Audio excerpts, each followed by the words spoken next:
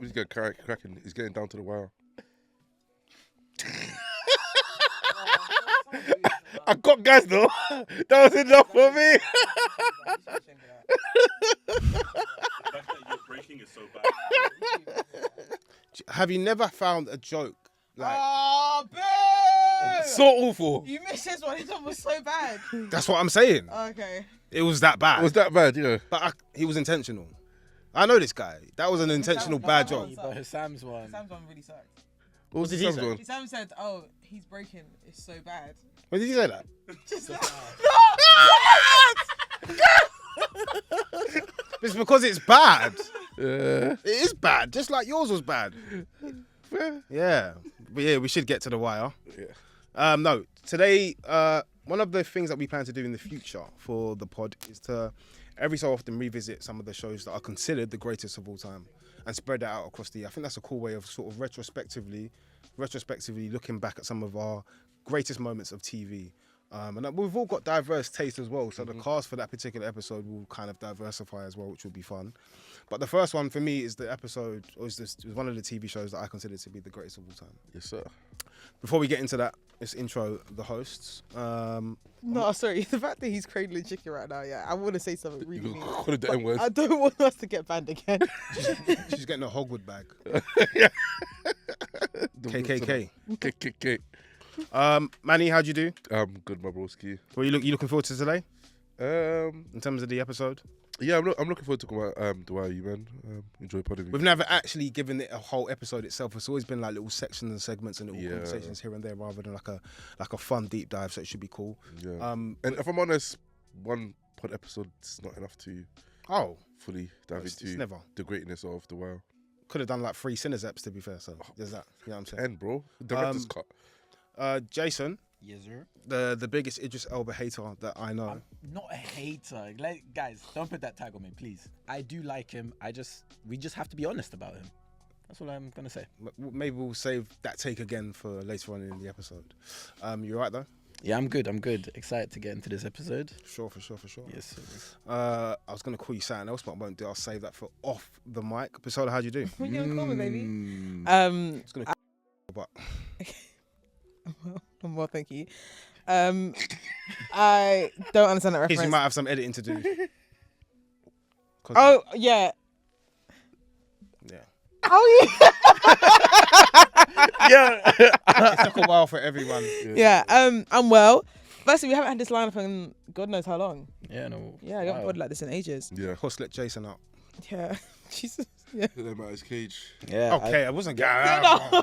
Well, What's going on Let him today? out. Let him out from where? no, I thought we was on the same bubble. Alright. I thought he fired me. No. That's what I'm gonna say. No. This is what's really funny. He fired me. We had a different plan, yeah, for the episode, yeah. In the group chat, yeah. I don't know. Jace just suddenly started joining an alliance, yeah, like that episode in The Office. Just wanted to join an alliance. He was like, "Oh, I'm on the same team as Sam." Mind you, earlier in the week, yeah, Sam sent out a meeting link to everyone, bar Jason, yeah. So the fact that only a matter of messages above, it's, oh God, he done kicked me out of the group, yeah. To later being like, oh, I'm on his team. Then his response being, I'm not even on this episode. I said, Jace, all of this for what? I'm gonna add a little bit of context because the original idea that Gaz put in the group, because he said like, oh, we could have 2 teams where it's like Biz and Manny and then Jason and Hus, and I thought, oh, that's the structure we're sticking with. All right. All I'm gonna say is that doesn't take away from the embarrassment I have faced that day, but hey. That made me laugh a lot, man. Guys, how are you? I'm alright. Looking forward to talking about The Wire, man. It's a show that I think is one of the greatest of all time, to be fair to you. Period. And I think there's so much to talk about within the context of the show that we probably won't even be able to cover it in its full entirety. But it should be fun. For me, it's a legacy, cultural sort of defining show, which laid a precedent for other shows to not necessarily always use the same premise of the story, but just in terms of layered storytelling for TV shows, I think it's one of those seminal shows. Similar to like The Sopranos. And we spoke about this in the previous episode with, of course, he called us TV bros, me and Jason, because we like those type of shows in terms of The Wire, The Sopranos, Succession, Game of Thrones. So good TV. The bear. Well, yeah. Don't do that. Whereas, you know, he said he preferred growing up on sort of sitcoms and Friends and The Office. So he flipped it and turned a snob on us. Yeah. Yeah. Get a load of that guy. Like, what the hell? Well, then, I don't know. Sorry for liking good TV. You know what I I mean? do want to say why he's not here. He gave us the worst Mount Rushmore I've ever heard in my life. What was it again? never. Yeah. I don't Well, believe said, it. You're said, so unnecessary. said Friends, The Office. Game of Thrones, The Office, and then he couldn't give us a fourth. He said he's more of a film guy. Yeah, I can't like That's that. actually such a terrible mouth. That's Mount Rushmore, by the way. That's such a snob. Bear in mind, he went last, so they already said some like big hitters, and that's what he said. The thing is, I'm not even against like those shows, but I think to be like, yeah, that's my top 3. I haven't got anything else. That's very funny. Yeah, Stuck on 3 is crazy. Stuck on. And that's the 3 of choice. I can't wait to listen to the episode so I can hear you guys' Mount Rushmore. Oh, you probably have a fairly good idea. The Wire, created by David Simon, who's a former journalist, kind of used this show as his lens and window into. It is journalism in a sense, the way it sort of constructs society, Baltimore, and the American system as a whole, which I think was really, really cool. What was each of you, quickly, if you can, what was your sort of introduction to the show? How did you get into it? What made you start watching it? Manny, maybe start with yourself, sir. It was on BBC Two, I believe, and I think just like my brothers used to watch it. And I remember I never caught on to it at the time. I ended up actually, the first time I watched it from beginning to end was via DVD. One of my brethrens, she got me, what's so funny? Sorry. I know why you're laughing. One of my brethrens got me the DVD of the Wire, and I rinsed it out. I think I used to watch it like every year, at least one time, when I was a lot younger. But yeah, mainly through like word of mouth, my friends watching it. Obviously, being like teenagers, we just love like anything to do with crime, gang, and all this type of stuff. Fitness statistics. Yeah, fitness statistics. Yeah. One of them. What's going on in the episode today? Yeah. I can really tell the vibe. It's going to be a lot of. Yeah. Yeah. So that's how I got into the Wire. Word of mouth, and just really enjoyed it from when I first started watching it. No, me, parents. I Really? to That's super watch it interesting. with them. Like Oh, in drips and really? drabs, kind of like that's my introduction. But I didn't watch it fully until kind of like like mid 2010s maybe. Oh, still a good. How old were you when your parents were watching it? Oh, I couldn't tell you. I genuinely don't remember. Like, because I don't remember a lot of that, but I just do remember I don't know, the second season, that's the doc season, right? Yeah. Yeah, I just remember kind of like watching that with my parents. I can't remember how old I was because I don't remember what year did the show come out. Like 2005? No, 2002. Kids, it's 2002. Oh. 2002. So I must have been. But I think like for like BBC, it would have came out years after that. Yeah, because the show never really. I wasn't. But yeah, you Kicked were. on. Oh, yeah, I you was were. not in the UK. I was in Germany, so we were watching dubbed. Ah. I don't know. So it must have been like 2003. I didn't even want to be disgusted, but watching a classic show like that dubbed must be hell. That's disgusting. What do you want me to do? I don't know a word of Learn English. I don't know a word of English. Wait, how did you learn English? Via TV as well? Or did you learn it at school? I learned it at school, and then obviously when I moved here, it was kind of like learning from scratch, just being in school. People. What age did you start learning English? So I moved 8 maybe. That's when I really learned impressive. English. Interesting, When I yeah. learned- English is an easy language to learn, though. I'll say that. I said, To be fair, I started learning English gonna when I was say- 7. Yeah, but I don't think it's easy. No, it's easier in comparison to other languages. Like, for example, like if I do take German, I hate German as a language, and French. They've got too many rules. yeah, I gave up that in secondary school quickly, man. Yeah, and then English though, like to fully like speak it conversationally, it took me about 3 months, and then So you were actually a smart kid. What are you doing here? I don't know about smart kid. Wow. What is wrong with Okay, I can't even lie to you. I'm just in that mood today. Yeah. I'm not even gonna pretend. I'm just in that mood. I'm sorry. It's not gonna stop. I What can't are lie. you doing You know, I'm doing it because I love film and I love TV. big prayer. Yeah, love that. When did I start watching The Wire? I watched The Wire actually quite recently. I think I watched a couple of episodes when I was younger, just like with my siblings. But I watched it properly in 2022. Okay. All 3. Yeah. I was just like, you know what?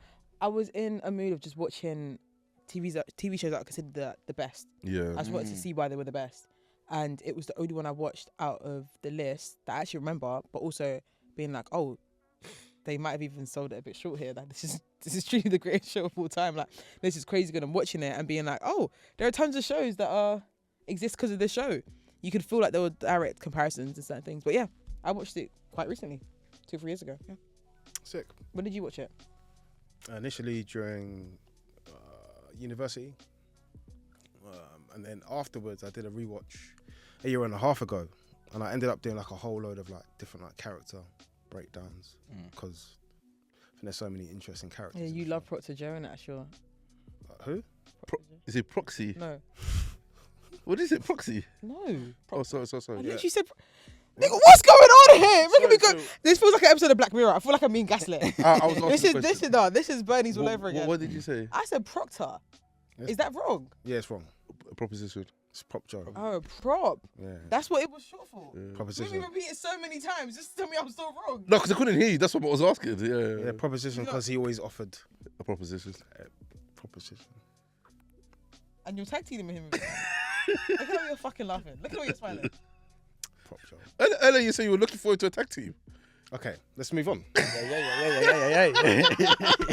Let's save that for after hours. Proposition Joe. Yeah, I think there's so many great characters that you can dive into, and there's some characters I haven't had a chance to yet. But yeah, we'll get into that. Sorry, he's just a sick individual. Like, Yeah, sick nigga with sick thoughts. What we'll do, we'll start off with a sort of season by season look. Manny, this is your bag. Yeah. Off you go. First season, I think it starts off with the crime scene. Can I just say the opening scene, fucking fantastic. Yeah, we've been With with McNulty. talking to I can't remember some random. Yeah. Who was the character that died that they were speaking about? I can't remember his name. Can't remember his name either. But yeah, they were speaking about talking about a character that just passed away, and I think, correct me if I'm wrong because I haven't watched it for a while, but the whole conversation is that them lot are in the corner playing dice, and this one guy always used to steal money every time. And one day somebody just got sick of it and just shot him. And McNulty just asked the questions: why did you carry on playing with him? Because this is America. Yeah. That is what we do. And I feel like it was such a great scene to introduce us to the world of Baltimore. And introduce America using McNulty as the window into the perspective of the white aspects of America who may not understand why he's doing what These he's things doing. happen all the time. It's like, we've been living like this. This is the way life is for this us. life is. And that was such an interesting way to start. And even then, they season. still might not understand why parts of Baltimore do what they do. But you understand that they understand it. Yeah. Like, because in the characters is there. And I think see, now it's tempting to like deep dive, but the scene with what's Avon's nephew's name again? D'Angelo. Yeah. D'Angelo. The scene of him using the chess yeah. to teach the young cats Yeah. about the system in America, as well as the hierarchy within the drug Baltimore crime family, and then the drug syndicate as a whole. Is that the same point when they're talking about chicken nuggets? No, I think it's different. I really like that one. That was my favourite scene. What was that? When he's talking, he's like, because they were eating chicken nuggets. He's like, I bet the person that made chicken nuggets is like one of the richest men on earth.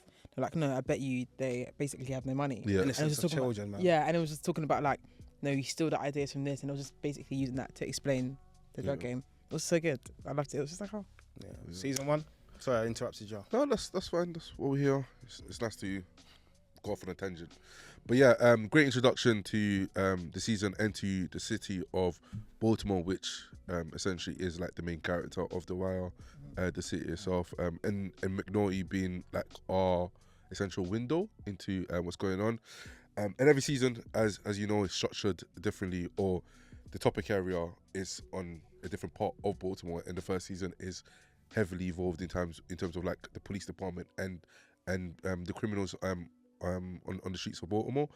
And yeah, man, it was a great way for us to be introduced to what The Wire is. Any highlights from season 1 that stand out to you? Apart from like the ones that already mentioned, the chess scene. We've done this before, Manny. the Bunk McNulty scene, the crime investigation scene. Was that the first scene? The first? No, it's like the third episode or something. But it's in the The first season. First season 1. Fuck. Yeah, season 1. First season. I don't know. I thought it was. I thought that was season 5. It really is the Nah, greatest nah. show ever. It's season 1, bro. Okay, yeah, no. It's like it's so further into the story. No, season Yeah. 1.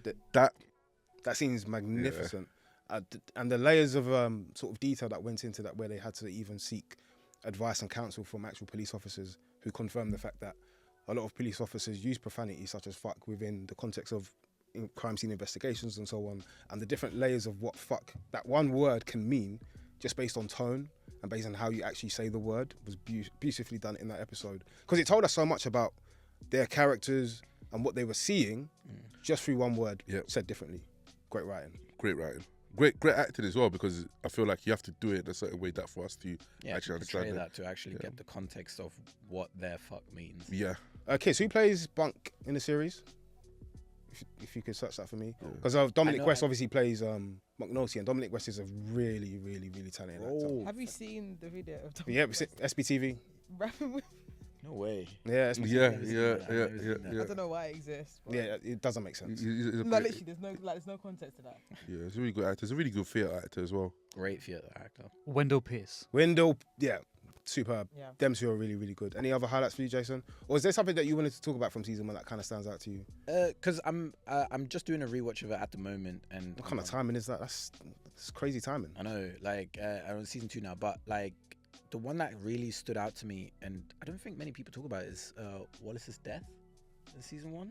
Oh, Michael B. Jordan's back in the discussion. And Michael B. Jordan Find his way back in. Do you know that brought me to tears? Fair. That's my first real heartbreaking TV. I remember crying. I remember watching it and being like, no, because it's everything about that scene. Because there's so many layers to it as to why it's so heartbreaking. It's heartbreaking because he dies, like he was like a genuine kind of like, and I think you made a slight mention of it, like the innocence of children. Yeah. Where all three of them, they grew up together. They grew up in the worst conditions possible. Like, and in season 1, I think McNulty makes a mention of like, why do these kids live in these like abandoned houses at the end of the day? It's just like, because they ain't got nothing else. It's their home. It's their home. They got nothing else. And like you spend so much time with Wallace, you know, from, you know, being in the drug game, trying to make it out. But he's actually like a smart kid. And D'Angelo taking him under his wing. And then obviously as time goes on, like Wallace gets turned and so on and so forth, and is looking to, what's the word I'm looking for? Testify? Yeah, Against the Barclay family. And then obviously Avon then making the decision to kill him, but D'Angelo then being like, yo, don't kill him. Like, Wallace's death has signified so many things for quite a few characters. Like D'Angelo's finally kind of like seeing Avon for the heartless guy he is. But also, To an extent. to an extent. Because they actually layer Avon quite beautifully across the 2.5 seasons that he's in, because season 2 is not really as present. Yeah, no, I guess, but I guess I do get you. in the context of the season at that point, right? And then, but also for his, I can't remember his two Poots. best friends, Poot and Bodhi. right? And like that last episode that they have with him, because they know they were about to kill him, so they take him out to McDonald's or whatever fast food chain, have a conversation about it, and then like Wallace not knowing what the fuck is going on, but he's like that conversation of them being like, yo, you know, we came through from the mud, like we made it and stuff like that. Not made it, but like, I'm getting emotional thinking about it. No, it's them emptying the house and making sure none of the kids are there. Yeah, None of the kids are and there. he's going around looking for like his siblings, like where is everyone? And it's them like, neither of them wanted to shoot him. No. What I will say is, all right, because I think at the end, right, when they are actually shooting him, because He weaks himself. who was it? Poot is the one who actually pulls the trigger, but Bodhi was the one who was like had the gun on him, right? And you could tell he was not the one who wanted to pull the trigger. But Bodhi, out of the three, always seemed like the leader. Yeah. But Poot, who you would have thought was the dunce out of the three, kind of like took the job. He took the responsibility of offing his best friend. He like took the gun, kept shooting him and whatnot. And then like, oh man, so heartbreaking. And I think what Wallace has represented for so many characters, like it gave them the change, like when you transition into season 2, where Poot is now running the pit and he's like a more serious guy now, right? As he was in the first season. He was a little bit dopey. He was a little bit like. Dopey might be a bit of a harsh word, but he was a bit simple. Yeah. Simple's crazy. It goes up a bit after season 1. Yeah, and he grows up, and I think that's the moment that made him grow up. And I also think that for Bodhi, in that sense, it kind of like breaks a piece of him a little bit, where you then see later on in the seasons where he's like shattering a little bit. But yeah, I think also he probably felt a need to keep a particular look and aesthetic and character that maybe isn't necessarily even him in the first place, but because of Bodhi. Yeah, but because of the world he's in and the position that he wants to be in, the way he's been, because he he aspires to be like Avon. He even mentions it in the episode. Can't remember the particular episode. I think it's not the buys. It's the episode where D'Angelo's teaching them about the drug game and the Barksdale organization, and he's teaching them about the chess pieces and the positions that you can be in. And he's like, what? You can be kingpin like Avon. Like he aspires to be that. It's only later on when you see how damaging this world is and how damaging the system that's been created for you is that he starts to realize he might want to escape. Yeah, exactly. Profound. What Wallace's character, like, for the limited amount, and I think it goes back to our conversation about Michael B as well, fantastic actor, and it's a good show. Debut, I think. Yeah, I want to say debut. At least for it to be one of your first TV. Wait, One of his like most pivotal first roles, but it wasn't his first role. Wasn't he in Space Jam? He was in something. He was in a couple other things before. He did like a thing with Michael Jordan's kid. Obviously, he was a baby at the time. I want to say that. I want to say Space Jam. Okay. He was in like another TV show. He did like an interview with Elle recently that they're playing a game. Even on the back of Wallace's death, the scene that we get with D'Angelo and Stringer in the prison, and D'Angelo said, "Where's Wallace? Where's Wallace? Yeah. That is one of my favorite scenes of the season as well. Proper heartbreaking. Now Wallace is actually.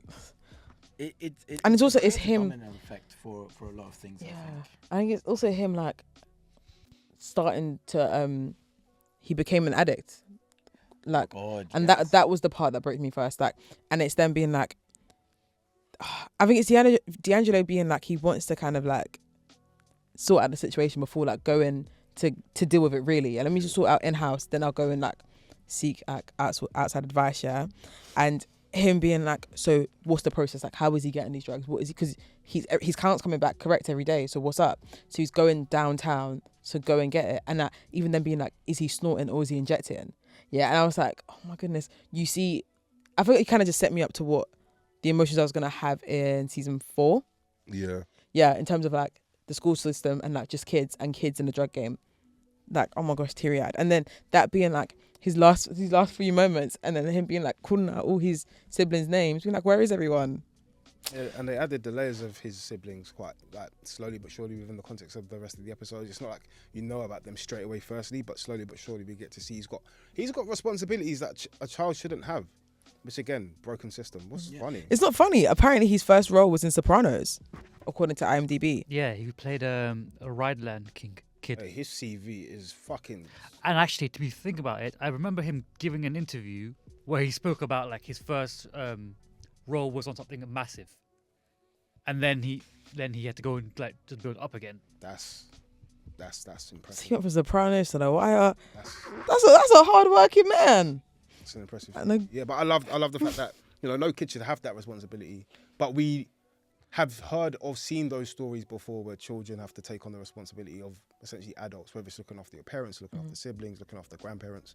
And again, broken system, broken homes, broken family. Oh, wait, last thing on him. Do you remember the episode where I think it's all leading towards his death, and he's like setting up all the lunches for his siblings, and then like it's like he's doing it so routinely because he just has to do it every day because no one else is gonna do it. Then him kissing his mum goodbye, and I think he gives her drugs or money, one of the two, and then it's been like, oh my goodness, this is his life, and then 2 episodes later he dies. Is that one of your standouts from season 1 as well? Not standouts per se because you liked it, but as a seminal moment for the show. Told you, teary-eyed, man. I'm trying to think of what mine would be. It might be, it's not a seminal moment per se, but because he's one of my favorite characters, Prop Joe, the scene of him where we see him in the basketball scene towards the back end of the season. He played like that sort of coach mentor role throughout the rest of the seasons with the likes of Stringer, with Marlo Stanfield, Yeah. or attempts to play the mentor role, and does for the most part until Marlo says Becomes Marlo. yeah. I wasn't born to be. Yeah. What does it say? I wasn't born to be somebody's nephew or something like that. Oh yeah, I yeah. wasn't born to play a Wait, part. essentially, what we were trying to say is that I was more we ain't chill. son. We ain't you little niggas. Oh yeah, wait. Little niggas. Oh yeah. The no, niggas, niggas. big homies. But he's actually Where did you? He's actually suited up for that basketball game, which Avon mocks him for. But like that coach mentor role wasn't just like a thing of his character. It was also very much told to us through his aesthetic and what he was doing on that particular game. Because Avon Great was visual there swagged up storytelling. with his, he's probably wearing some grey bottoms and a t-shirt, gold chain. Whereas Prop Joe took that mentor role seriously. So it's a moment in the series that kind of always sticks out to me, alongside the chessboard scene, and of course The Avon. I like the Avon reveal because I felt like they were gonna lead up to it more, but it was like, oh, that's just who he is. I was like, okay, I guess. Oh, by the way, the scene of Avon driving away. Yeah. Yeah. Yeah. Stand out. On to season 2. We can breeze past this one. I think it's underrated. I think because I'm just rewatching through it right now. Just off the bat, I think it's still the worst season out of all of them. It's just But not as bad as everyone. It's makes just out. not as bad as Yeah. everyone makes it out to be. I think the introduction of kind of like the Greeks and kind of like just like the port Donnies over there, like It's still a key part of Baltimore, even though to some of our community and people of our like, we may not care about that particular part of the world of the community, but for Baltimore as a story, it's still a key part. Yeah, exactly. And I think it goes back to Manny's point about Baltimore being a character. It just adds another layer of depth to it. And I think as well, like, I think in the Sinners episode, Basola spoke something about like hierarchy and whatnot. And I do think that like within the crime world, there's still this hierarchy where, you've got the pits and The towers.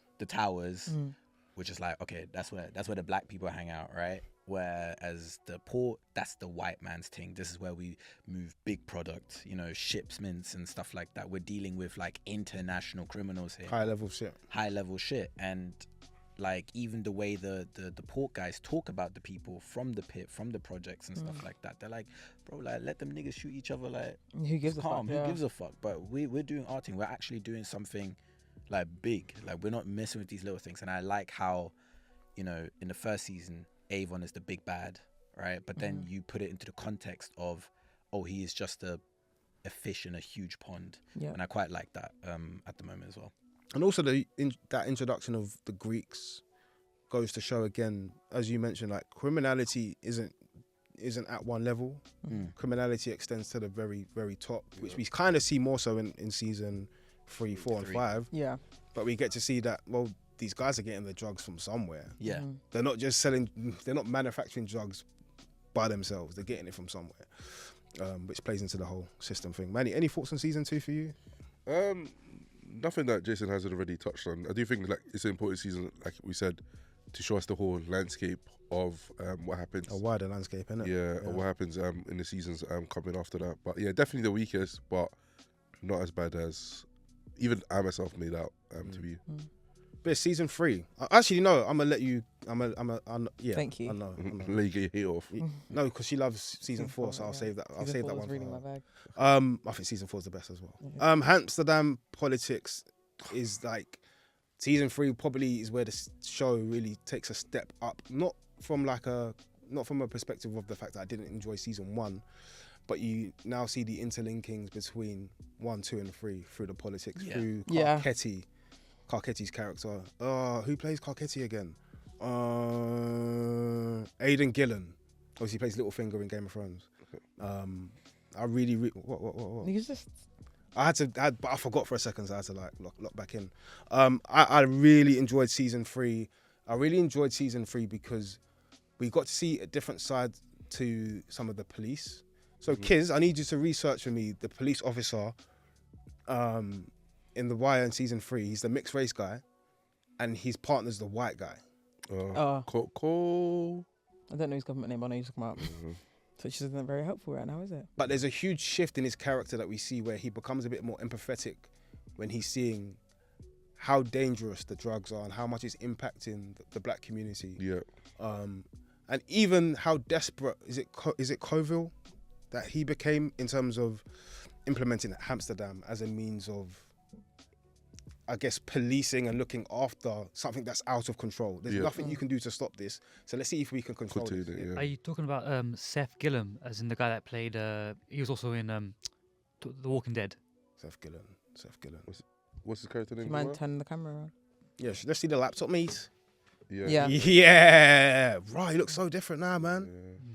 Yeah. He's aged quite nicely. Yeah. Oh, for real, skin looks good. Yeah. Yeah. It's quite nice. Yeah, I really enjoyed season 3.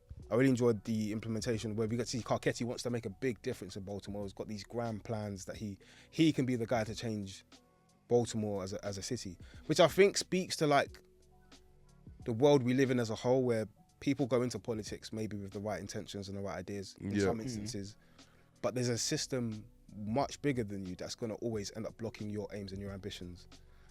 Any thoughts on season 3 for you guys? I think it's my favorite season. The introduction, like you said, of Aidan Gillen give like a completely different perspective of what the show actually is, because I think when you watch the first 2 seasons, you don't really clock that it's trying to showcase different parts of Baltimore. It's not clear. Yeah, it's not. When you get to season 3 and the politics side of things, and even Idris Elba's character Stringer Bell, his interaction with Clay politics. Clay Davis.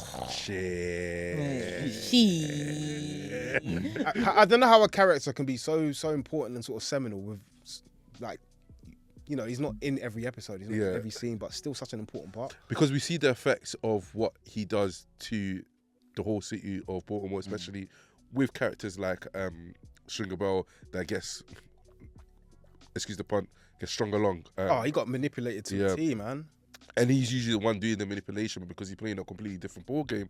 But I think what makes season 3 so great and enjoyable, memorable for me is that obviously we went away from the crime family, eventually went back in, but with new characters. We had Slim, we had Slim Charles is a great. Slim Charles I think is such an amazing written character.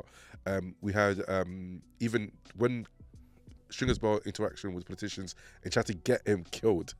The one that's Slim Charles is like, we need to kill this politician, and then my guy comes back in, even Boxer comes back in, is like, bro, we're not gonna assassinate a politician because he stole some money off you. To showcase just how small of a fish he is in a much bigger pond, because although these people are who they are in the level of Baltimore criminals, there's so many people higher than you that are making more money off of these illegal activities instead. Let me use that word instead. Or these illegal activities, and it showcases just how messed up the system actually is. And like you mentioned, Aidan Gillian's character actually attempts to try to sort things out, but I think there's a line that he has that he keeps eating shit because he actually can't do anything because there's so many things that he needs to sort out before he's even able to do any good, and that even aids to the corruption that eventually sweeps into politics. What is sweeping has already been there, and yeah, I think it's just a great look into how characters as individuals get affected being part of the system, even if your heart is in the right place. We can all be corruptible. Yeah, like despite our greater hopes. I think it just reminds me of like that thing where it's just like absolute power corrupts absolutely. Yeah. And like you aren't Tea. but you aren't like nobody's exempt from it. Like, and there are so many things. Like I just love how it is. Fucking hell! All right, this is gonna be the take of the year. It's so real. Like, I'm being sarcastic. I was being very like in the sense that with like you got so many people, like as you were saying, like with somebody trying to come in with good nature, but like the corruption is just too powerful, and like you see that in real life constantly. Like, I don't want to. Okay, let's not stick it too much to in real life, but you see it with everyday politicians. Somebody who does try to kind of like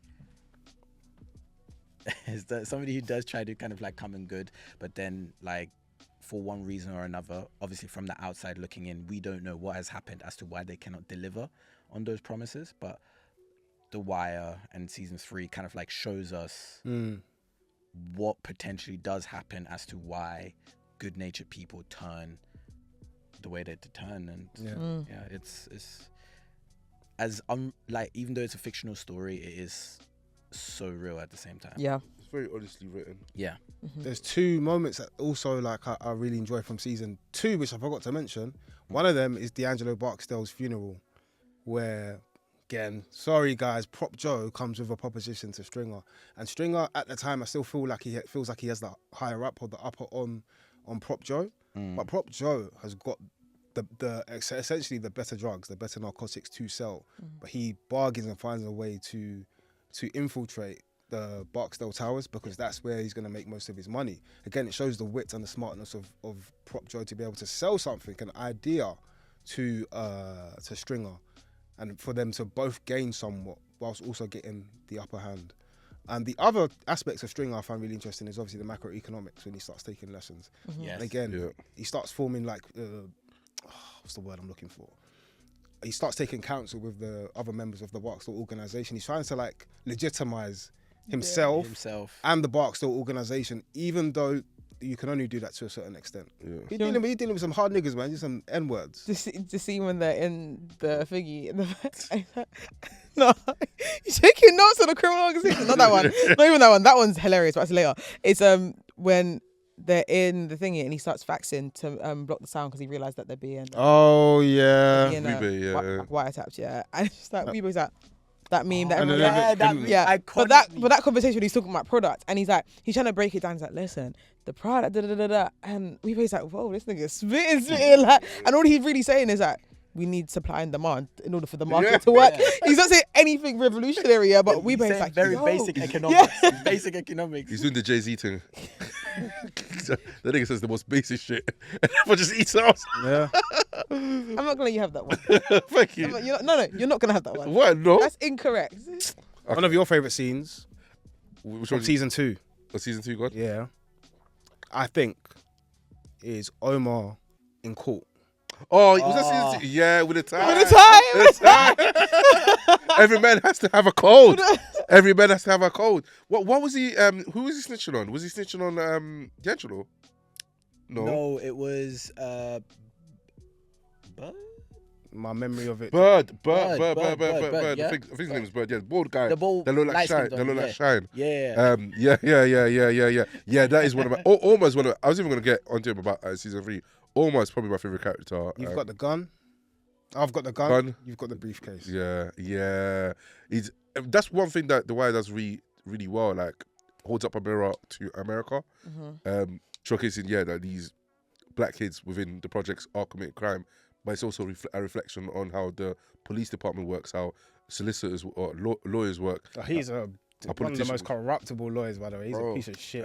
A big piece of shit. But yeah, and that scene with Omar in the court scene just highlights it. And I remember it takes him by surprise as well. The lawyer, because I think he says, "Oh yeah, well, so what about you? Like you literally here like aiding criminals, but you're trying to pin on me because I got a criminal past when you're essentially doing the exact same thing." But yeah, almost character writing in The Wire. Rest in peace, Michael K. Williams, was absolutely brilliant. Yeah. Why so? Other than Biss, didn't mean to. Was you gonna say something? Yeah, but I was gonna get into him later. But we can do it now. We can do it now. Moving on to season 3 as well, because I think his character is very well nuanced. In a world where survival is everything, Omar definitely has his own ethos and his own ethics in terms of how you're meant to live your life, and I think that's showcased throughout the season. And it's a very vulnerable character, and also because Omar is a gay character in the show, I've never seen that in a TV show, and I really do appreciate when TV or film in general like take risks to an extent, especially the actor as well. Yeah, because Michael K. Williams really made it a whole thing. There wasn't any sex scenes, kissing scenes written in, and he did say like, listen, gay people have sex. Yeah, his exact words to the showrunners were like, gay people fuck. So if you want to make me gay, I have to actually be gay. In order for me to also have that authority over people and be better than everyone else, and also be seen as like still a gangster and still feared. I gotta be shagging. Yeah, and I think him doing that and going all out. Apparently, he actually just told them like, listen, we'll do this scene and we'll let you know what happens. Asked for the consent from the other actor. He said, cool. And that was the first time they lipped, and sex was written into Omar's character moving forward after that moment. Yeah. But right there. No, such a brave moment as well, like just from his part as well. It's like, as you said, like we've never seen that on television before, and I think it, especially like if we take it into context, like this is a, on the outside, as far as I understood it from watching interviews, like this guy is a very traditional kind of like, I guess, strong black male, if that makes sense. Yeah. And to make himself so vulnerable, and like, for better or worse, how homosexuality is seen within the black community, like him kind of like having that duality of like, I can be vulnerable with the people that I love and be who I am, but also fuck a nigga up if I have to. Yeah. I goes, R.I.P. Really, that's all, yeah. really well written, man. He's I think he's one of the best written characters I've ever seen on TV. Yeah. He's Is that no? That's certain. And he's also one of the only few characters where their sexuality has pushed the story along, number one, but also being used correctly. I was watching a show the other day, and they made a character a lesbian, and it was really, really pointless. And it made me realise when it's done badly, it's done so badly. But when it's done well, you get one of the greatest characters ever, like Omar. And it's the only time I've seen, the first time I saw homosexuality written into a character and being like, this was actually necessary, but also it was done well. Yeah. And again, thanks to Michael Williams, because he kind of is the reason that happened. Yeah. There's season 3, Denis Cutty as well, I think. Is such an interesting character because we hadn't met him before, right? He's kind of introduced as a new character, but he had existed in the Barksdale organization. And there's a scene where he goes to Avon Barksdale, and he does so quite begrudgingly because I don't think he thinks Avon's going to give him any money, because he tells Avon, I don't want to be part of this anymore. I'm out. I want to change my life around. I want to sort of help my community, which we have seen before. We know of people who might reform themselves after prison, and I think he wanted to do that for himself. And he goes to Avon and asks for the boxing gym money, right? Yeah. And Avon gives it to him, but gives him more. And Avon's like, I can give you everything that you want. Take it. And I love that sort of the other side to Avon we got to see where, he's a flawed man. He's greedy, he's selfish, he's disrupting and causing harm to his community, but he also does care about his community, but also very much self-indulgent at the same time. That's the duality of human beings. We are multifaceted. We aren't necessarily good or bad. There is a grey area between us as people, and I think getting to see that about Avon was great to see. Yeah.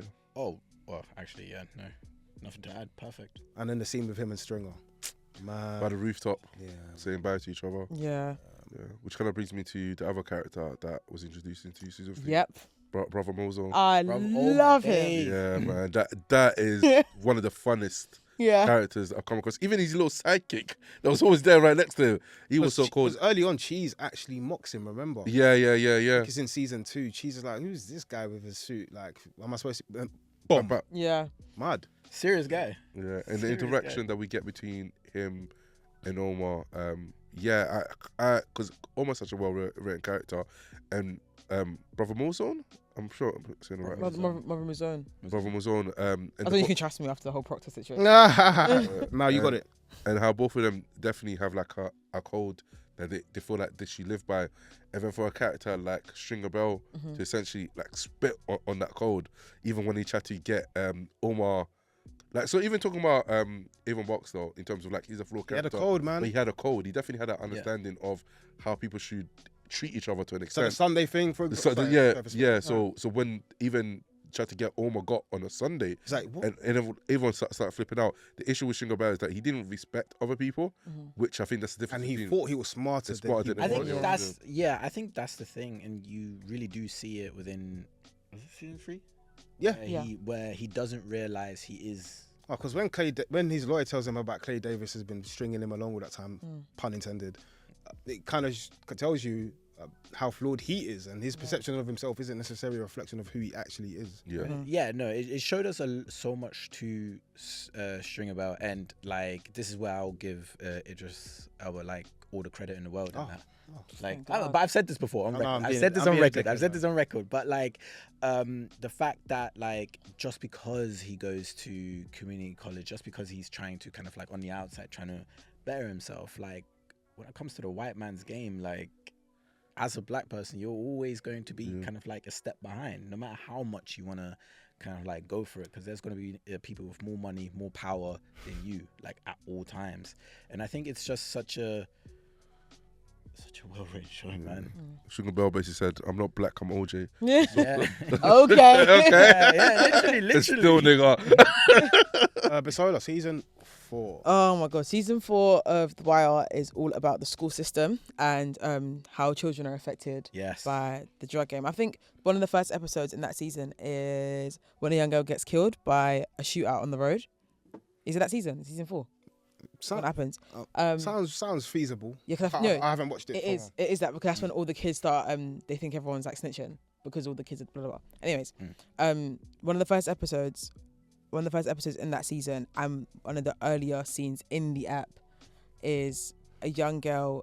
So there's a shootout on the road, and it's like they all kind of have protocol. So the shot is like going through everyone's houses and everyone's like ducking or going on hiding, blah blah. She's getting ready for school. Her mum keeps saying like, "Get ready, da da da da." Yeah.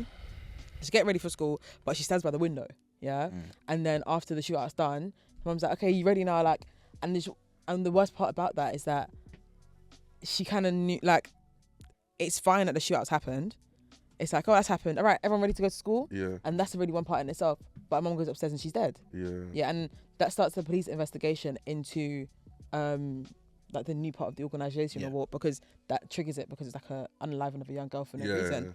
Yeah. Now that set me up for the rest of the season, and I knew it was going to be teary-eyed, because that alone of her mum being like, "Get ready for school," there's a shootout, then being like, "Everyone okay, let's get ready to go to school." Now being like, we could take a break from a shootout and still get you to go ready to school. And then them being in school and there's a police officer there.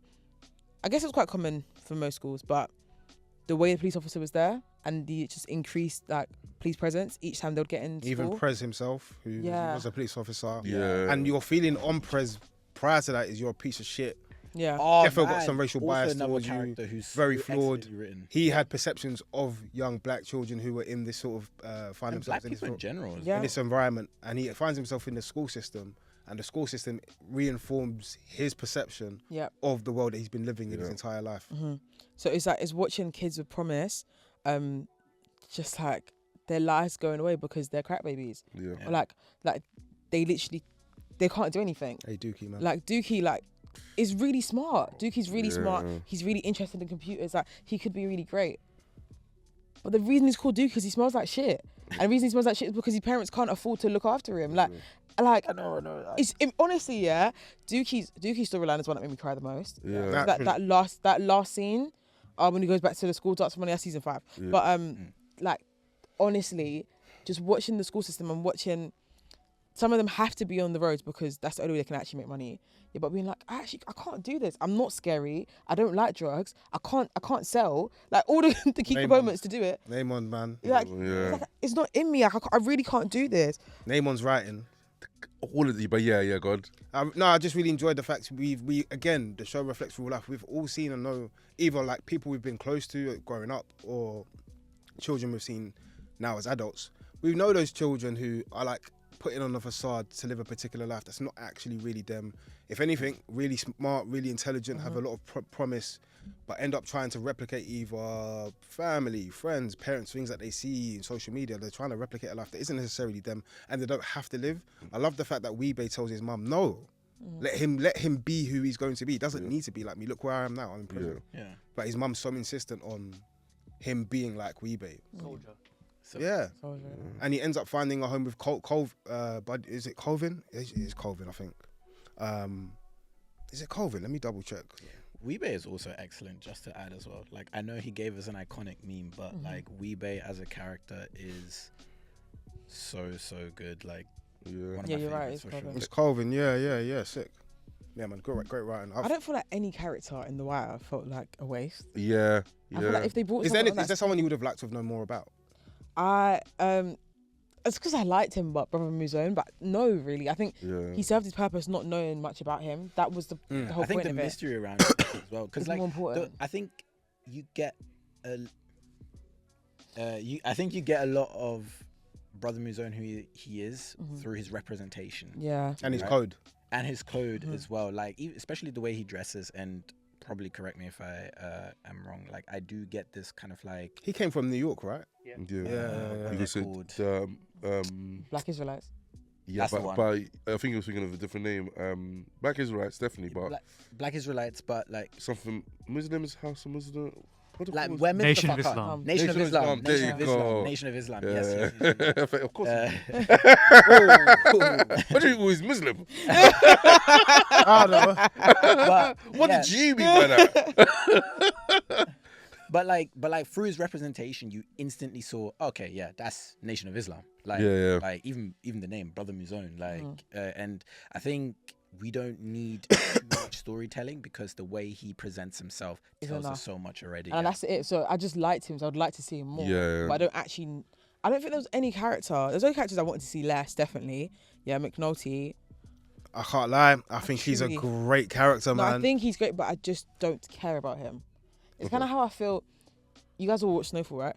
Yeah. I haven't finished it. First 3 seasons. So, the Fed in Snowfall. Oh yeah. Yeah, the CIA guy. Yeah, That's harsh. I could have seen them less. Yeah.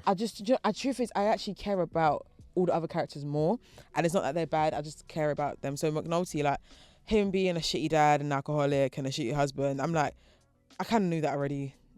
Can you like paint a stringer? I guess so, yeah. And I think that's what it was for me. I found him to be one of the most interesting characters in the show. Firstly, because he is the lens for like the white audience from a perspective of what is ongoing in Baltimore and the struggle and the strife. He kind of probably represents some of their perceptions as well. He does also want to do good, and that Naivete, I would add. that alongside his frailties as a human being, like he's always driving to do good, but he will go to the extra mile to do good to the point it's detrimental. Yeah. And I think we see that mostly in like season 5. But before that, he goes on a bit of an arc in season 4 where he becomes a street cop again, and he finds himself immersed in his community that he's working in, rather than being the guy that's doing the crime scene investigations and so on and so forth. He's actually a beat cop. He's living it day to day, and I think we get to see a different perspective of him, which is kind of why I found season 5 a tough one with his character, because he goes the extra mile to try and solve this, to sort of bring down criminality as a whole, but goes way too far. But I think it's him reminding you that no matter how good he is still a white man in power and abusing his power. I think that's what I really liked about season 5 with McNulty. He just reminded me that no matter how good you are, going out of your way to do the wrong thing. the right thing the wrong way can still like beat your ass. I like that a lot. Yeah. There's a scene he has with Bodhi in season 4 where they're both sitting on the bench. Yeah. Is it the bench that they're? Yeah. Yeah, They're in the park. They Yeah. eating and When it gets talking cool. about stuff. Yeah. Yeah, fantastic scene. Bodhi's a great character. Oh, Please. bro, yeah. This show has a lot of well-written characters. Before we get to let's do season 5 first, and then we'll maybe rank some characters. Season 5, I wouldn't say it was a drop down per se. I think when you have the highs of Season 4. three and 4, Season 4 truly is the best thing. Season 4 is the reason I kept going. I mean, there's one season left. I know, but I thought Even it in was more. life, do you mean in life? Okay. Damn. I think season 5 gave a good closure for the show, though. Yeah. It ended really well. Yeah. And of course, it implements sort of media, and again, how different fragments of the system and community all lead towards the world that we live in today. Yeah. So, as you mentioned, Manny, they're all interlinked. Yeah. All of the stories are interlinked, and the systems are interlinked, and they all kind of tell or shape the world that these characters are living in. And as you said, Baltimore becomes a character because of those added layers. Because of the school system, because of politics, because of the ports, because of media, Baltimore becomes a character in and of itself. There was a scene in season 5 when we are in the news house or whatever.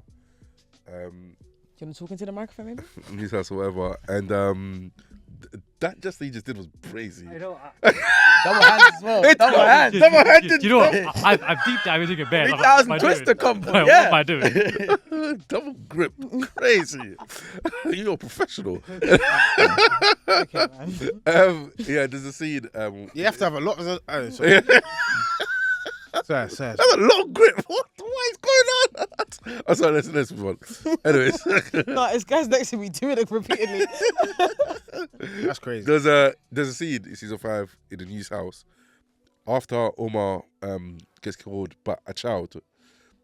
and then the news It's hits. really important. The news hits the desk. Somebody say, "Oh, somebody just got murdered." It's like, "Oh, just shove it at the back of the newspaper, something like that," and just showcase just how little life is valued. In Baltimore, because it happens so many times. I remember someone there's like a tweet, someone says, "Oh, if one person dies, it's a tragedy. If 1 million people die, it's a statistic." So I know it wasn't English, but you know what I'm trying to get to. No, we're with you. I was like, Tragedy. Thank you. But yeah, it just highlights the how often death happens within Baltimore and how little people care about because of how normalized it's becoming. I feel like that one scene alone of him just saying, "No, just shove that story at the back of the newspaper," just highlights how little, like, not them as an individual, but just as a institute and just as a city, how little they care about the lives of these individuals because so many of them pass away on a regular basis. Also, Omar being killed by a child was so important because it just Yeah. showed that no one could actually kill him except for someone doing it by accident. And And the person who least expected Yeah. to try and get him. like, because I remember when Omar died, I was just like, no, It he's just not happens dead so for real. quick and out of nowhere Yeah, I as was like, well. oh, he's not dead for real. Like, Yeah. I was like, oh wait, that's the end of this. Season 4, man, crazy good. How did you lot feel about Marlo before I get into our favourite characters? You didn't like Marlo. I liked Marlo as a character. I think Marlo's an important character. I don't like Marlo. I don't like him as Yeah, I don't like Marlo in the sense that like. Same way I don't like- think Yeah. I like what he represented. yeah. But do you not like him as a character? Or you don't like him as a person? I found it hard to believe. I don't know what it was with me, but I found it hard to believe that he was this big, foreshadowing, overbearing figure in Baltimore that he was portrayed to be. Yeah. But I like the fact he represented like a new school of gangster, of kingpin in Baltimore, who every time a new generation comes through from at least in my lifetime, they tend to be a lot more rebellious. Especially when it comes to being in a world of criminality. They're a lot more rebellious, a lot more willing to go towards deeper and further lengths to get what they need to do. A lot more violent, a lot less code-based, which Avon grew up on and Prop Joe would have grown up on, where Marlo, no code. That's why he's willing to take... Prop Joe gone quickly, without any thought, without any care. So I liked what he represented rather than him per se. In the show, I found it hard to believe. Fair. I really like Marlo. I like the when in jail, that my name is my name. That's my favorite Marlo scene. But even him as a character, even you mentioned about the no code stuff, is the scene with the security guard, Lollipop. the lollipop, when he steals the lollipop and then walks outside, and the security guard's like, "Bro, like, I'm a man. This is my job. You can't just, like, you're looking in my eye, robbing the They're place. violating me, yeah. You're violating. You can't do that." And then he's like, "Oh, so you're stepping to me?" He's like, "No, I'm just trying to chat to you. Just don't do that."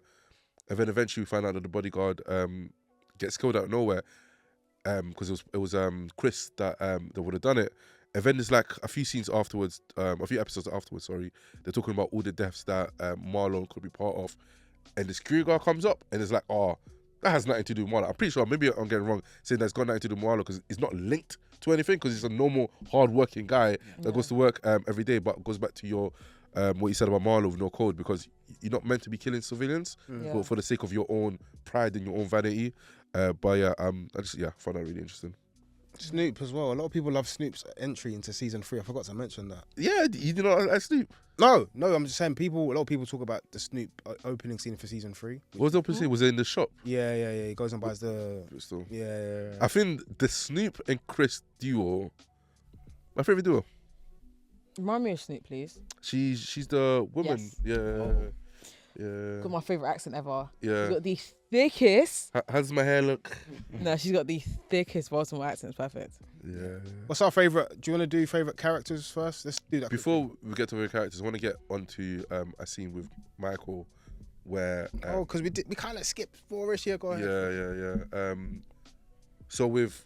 Obviously, when we are introduced to them in season 4 as the kids, and they have like this big day together on a summer's day, and they end up like beefing some random other teenagers, like from On the throwing piss in the water bottle. Yeah, they threw piss. That's quite early on in season 4, yeah. Yeah, and they're obviously laughing and joking. The innocence and stupidness of children. of kids.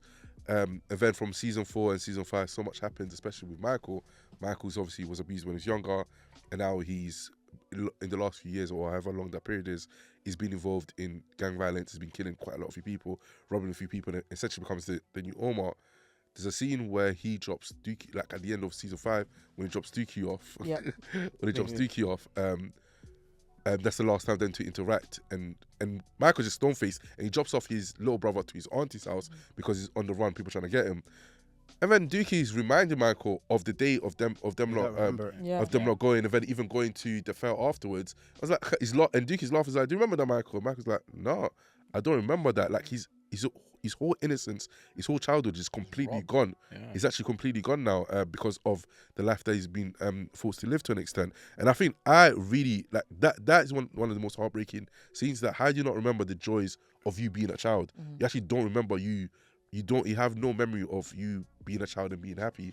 All you remember is that like the worst parts of your life. And the thing with memory as well, like it does become hazy over time, but the fragments can still be so important to you. Even if you don't remember clearly everything that happened in that particular day or moment or that second, the fragments of it can still sit with you over time. And the fact that he's got none of that, is saddening.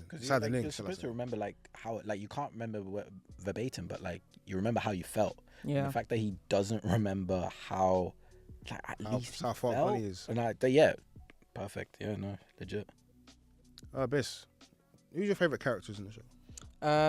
So Stringer. Dookie. I tell you what I know, so why she laugh like that. No, because of Idris. Okay. Stringer, Dookie, and I can't really say Wallace, can I? Because he was there for all of 5 seconds. I mean, you can. But honestly, Wallace, because he represented... My love for Wallace is my love for season 4. No, Does that make any sense? Yes, so, I do. Yeah. Because Wallace, we saw an older version of season 4 kids. Yeah. Wallace. And I think that's what it was. It was just like, I love when... A minute tangent. I love when stories tell a greater... I love when shows tell a greater picture of... What is the sentence I'm trying to say? I love when... Don't worry, guys. It's fine. I can't get it. Trying to go in the line of like foreshadowing or... No, it's like... We know drugs are bad. We know it affects everyone. Yeah. But there's always like a small section of society that always gets ignored. Yeah, when you look at the greater picture. In a family home, yeah, your parents are crack babies, but also your parents are crack addicts. But who's being affected here? The kids still have to do regular things like go to school, learn, walk, talk. A lot of them can't do that. And I think it's almost overlooked a tiny bit. And the fact that it only came in season 4 kind of shows how overlooked it is. Yeah. The fact that we saw the government, bureaucracy, we saw all of that before we even saw the immediate effects of drugs. The wire effects we got about. Yeah, like, you didn't see the immediate effects until season 4. It's like, damn, you really just forgot about a whole section of society. But I guess it's like... But it's perfect. It's perfect because it's such a reflection of real life. Yeah. Like we talk about like, oh yeah, we know drugs are bad, but you know, we never really talk about like how it's affecting the kids. Like, you know, well, let's not get too deep, but we'll leave it at that. Yeah. Jason, any standout characters for you? I think Wallace as well, Omar, and it's hard choice. I'm gonna go for like, in my opinion, like an underrated one, just to throw it out there because I don't think it'll be in anyone else's. D'Angelo. Okay, yeah. It's justified. Yeah. My one's probably Michael, Omar. I really like Kima. Yeah, I think Kima's great. Yeah, I think she was really great. Probably my favorite police officer. And they made attempts to add layers to her as the season went on. Her relationship with her girlfriend, and then not initially wanting the child that they ended up adopting. Was it IVF? I think it's adopted. I don't remember. No, she might have been pregnant. The other one, right? I feel like she was pregnant. Yeah, I feel like she was. But I remember her on the stomach, but I don't know if... I want to give a slight honourable mention as well to... Oh, fuck, what's his name? Lester. Oh, Lester's great. I was going to get to Lester first. Lester, yes, but homeless dude. Oh! Bubbles. Yeah, Oh my God, Bubbles' story. Bubbles' story. Oh my God. He is again another representation of a person who's just the system has failed. Like he's trying to do good, and even like Bubbles' friend, the white guy. I think it was AIDS, right? Yeah, I think so. Have any of you guys seen Kids? No. Okay, the white guy is Kids, fantastic film by the way. It's just literally a story about like a group of teenagers, and Jonah Hill. is it you're on about? No. This is like a film that came out in the 90s or whatever. The main character is the white boy, like Bubbles' friend, Okay. passes away. But yeah, I would argue a lot of inspiration came from Kids. that show, from Kids as well. Do watch Kids if you ever guys have the chance. I shall. Guys, who are your top 3? I want to hear kisses. Top 3. Omar. I love Marlo. And I don't know why you lot didn't talk more about him, but I love Marlo. I think his ending it's so bittersweet as well. Like you get String's ending, but you can see he wanted just the rep, because that last scene of him when he got them and they don't remember him, they don't know his name, so everything he wanted just went. And then if I had to go for number 3, more so because of I like Slim because of the fact that he kills cheese. Yeah. Because I didn't like. I hate cheese. Same. I hate him. him. So I was like, yeah, someone got him. Good. Cheese was a piece of shit to his, to his uncle. Like, Pop Joe was my guy as well. That upset me, man. So yeah, good shout. There's a funny scene with Cheese when they catch him on the wiretap, and he's crying about his dog. And he said, "My dog died. I had to kill him. I had to kill my dog." And when they pull him out, they're thinking it's about a human being. Yeah. And then when they find out it was actually a dog.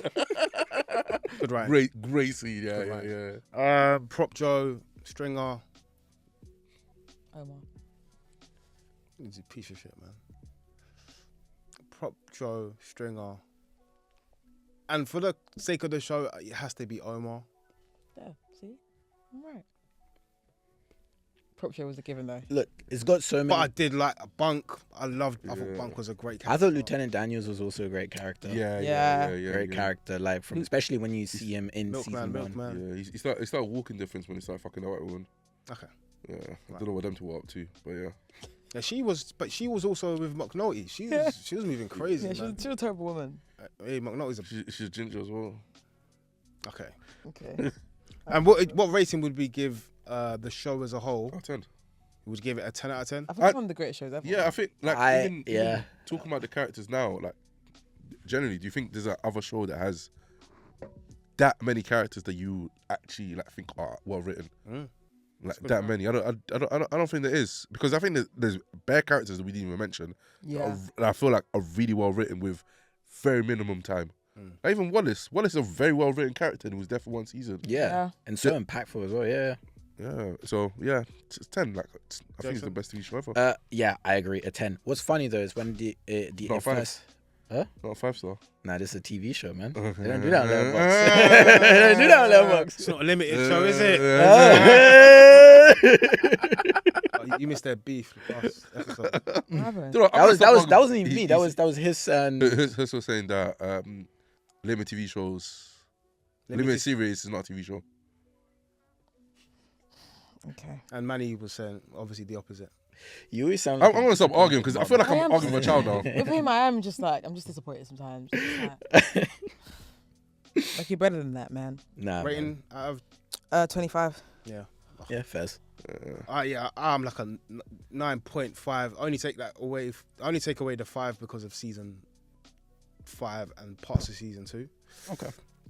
Fantastic show, man. Even with season 2, I could still give it a 10 out of 10. It's a 10 out of 10 for me. Not mad at Guys, I'm so- I'm not mad. Season No, but 2 is not that bad. No, the thing is, it's not that bad, yeah. I adored season 1, yeah. Okay, I got yeah. through it so quickly, yeah, in like 2 days maybe. Yeah. Season 2, I got through it in like a week. No, it doesn't sound. Because there are doesn't points sound where like that it long, drags, yeah? it drags. But for a binger, For someone For a that was binger? like engrossed in the show, and the fact that Ginger, it was so good, the fact that it was so good, Ginger. yeah. And I, nigga, what? Sorry, man. The fact that it was so good, that I still watched all of season 2 shows that it's so okay. I'm done. I love The Wire. That's it. Okay. Do we all agree though? It's the greatest show ever. Yeah. Whether I- it's 9.5 I'm or a not- 9 or a Yeah. 10, My greatest. there's nothing better than that. I don't think there's any. I think people only compare it to Sopranos, what I've seen so far. Yeah. So Sopranos. Those are- I'm hearing Sopranos, a few people say Breaking Bad, but I have Breaking Bad. I think that's cap, man. I As thought the someone same that thing. loves those shows and they're my top Yeah. forever, nothing tops The Wire. yeah, The The Wire Wire I think is the the greatest best of all time. TV show. Until 7 season 3 comes out. Then we can decide then. Look at this side then. Yeah. I think what we should do then is as of today, our number 1 show, if we're doing like a ranking, because we're gonna try and do these quite often. The Wire is our number one. 100%. Yeah. Yeah. Okay, cool. That's Fuck it, yeah. It's a good episode. Who cares Yeah. about Huss? Yeah, number one for sure. Yeah, Oh, we I mean, it's can't the trust- majority anyway, so he ain't got no choice. Yeah. Oh, it's already been decided. Yeah. Back the, Okay, it's just like, we're going to run it by him? no, not run it by him. At least consult him. And of course, Oh, fuck no. not that it will happen. These rankings can change based upon the rest of the episodes. Yeah, that of we do, course, right? of course. So let's say we end up revisiting Severance at some point. Who knows? It might change. I don't even know what our next episode would be Do you know because what I feel I'm like our tastes are all quite like different. I don't think everyone here's watched The Sopranos yet. No, I'm Me, going to I'm the. starting. Okay. Have you started or you starting? I'm starting. Okay, let me start now because you'll catch up with me before I get anywhere. I got a DVD. I got a DVD Should we for it. try and make The Sopranos our next attempt for this one? Then? Yeah, can Yeah, please do it. Can we Yeah, all actually, watch yeah, the for show at sure. the same time? What's the time? 4 weeks? Yeah. How many Once a seasons? month, I think. Makes Once a sense. month. Maybe next time we can do a film because that only takes one sitting. And while we do the film, we'll have a TV show that we can watch together. So we'll all watch The God, Sopranos. I love How long this. to watch all, 6 seasons? I've already. Yeah, 6 seasons. I've already started. I've already finished my rewatch of season 1. How many I will how many do a episodes per rewatch. season? It's like Oh, 13. they changed though, low-key a little bit. But is it like, it's roughly like between 10 and 15? That's more than 10. Okay. Per season. Max is like 13 though.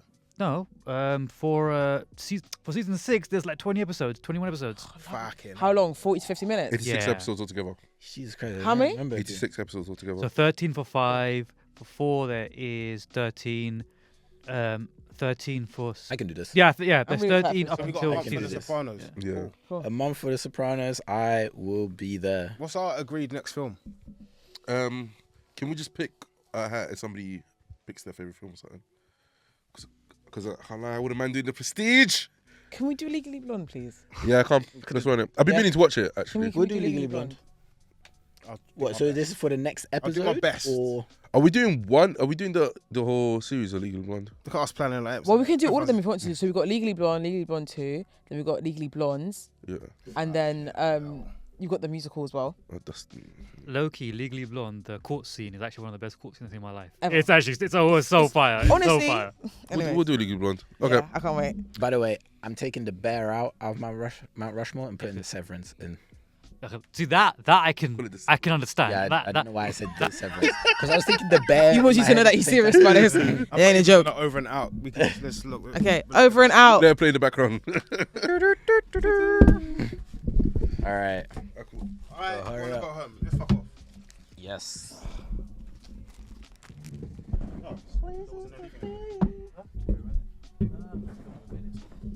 Can we use it? Can we pack with efficiency, my G?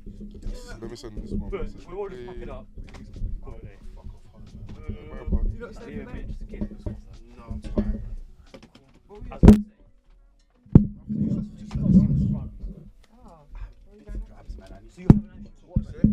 about you. You don't understand why, like, call it art. It's probably one of the most tragic art. Outside of anything you Hi, I'm Lashana Lynch, and you are listening to the Post Credit Scene podcast.